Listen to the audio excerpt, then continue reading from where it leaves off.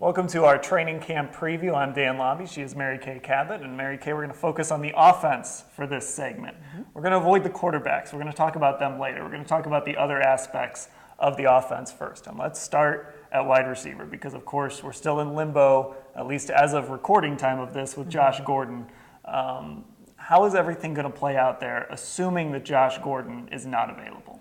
Well, I spoke to Coach Mike-Pettine this week about Josh Gordon. He said he's expecting him to report on Friday, and he should know within 10 days to 2 weeks whether or not he will be suspended for the entire year or whether it's something a little bit less than that. So they're going to throw him into the lineup if he shows up. So at the start of camp, he could be actually in there practicing, but at any moment the hammer will drop. And we are all expecting Josh to be either banned indefinitely from the league or suspended for a certain amount of games. So they will give him some reps just in case, and then we'll have to wait and see what happens from there. But he did say that they will not cut him, at least not for now. They plan to stick with him. Who benefits if Josh Gordon isn't playing? Which wide receiver do you think benefits the most? Well, they are going to go with wide receiver by committee. So they all benefit. And you cannot replace a Josh Gordon.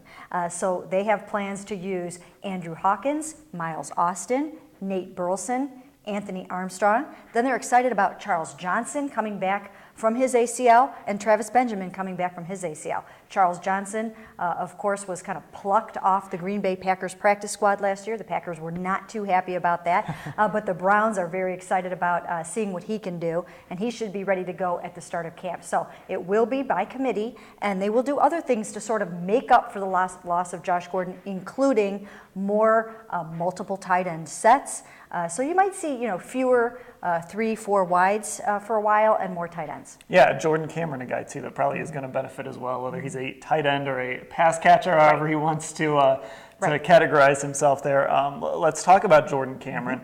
Last year was sort of a breakout year for him. Is this year the year he takes that next step?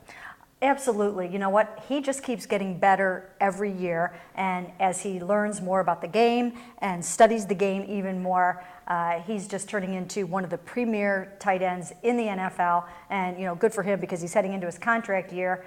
The Browns are talking some negotiation with him. They're hoping that they can get that done, but he just continues to excel and to get better, and they will move him around and do plenty of things with him, like you said, to help make up for the loss of Josh Gordon. So when you see a Jim Dre and a Gary Barnidge in there at times, and the flexibility that they'll have with those two guys, you can split Jordan Cameron out into more of a wide receiver position. So look for him to get the ball early and often. Maybe the most intriguing non-quarterback battle, on offense at least, is Ben Tate and Terrence West. They signed Ben Tate. Obviously, you're going to think he's number one on the depth chart to start things, but a lot of people really like Terrence West, and they like what they saw from him in practices after the draft. Is there any chance that the season could start with Terrence West number one on that depth chart? Oh, sure, it could. In fact, when I talked to Coach Pettine this week, he singled out Terrence West for praise and said, I really, really like him. And he pointed to that battle, Ben Tate and Terrence West, as perhaps one of the biggest of camp, obviously behind the quarterbacks. I think he puts it number 2. And he really likes the running back out of Towson. And he's very, very excited about that. But Ben Tate lent a little bit of intrigue and drama to it by saying, there's nobody in this running back room that can touch me. It's no contest. So he threw down the gauntlet for Terrence. But you got to like that. And of course, we're going to talk about the quarterbacks, talking about the running backs now.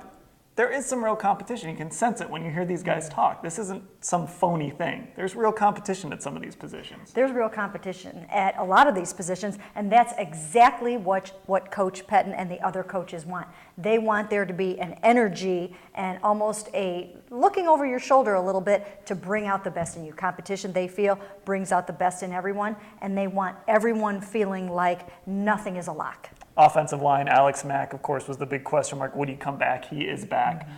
The rest of the offensive line, you have Joe Thomas, obviously. How does the rest shake out? Well, you know what? There are some minor battles going on along the offensive line.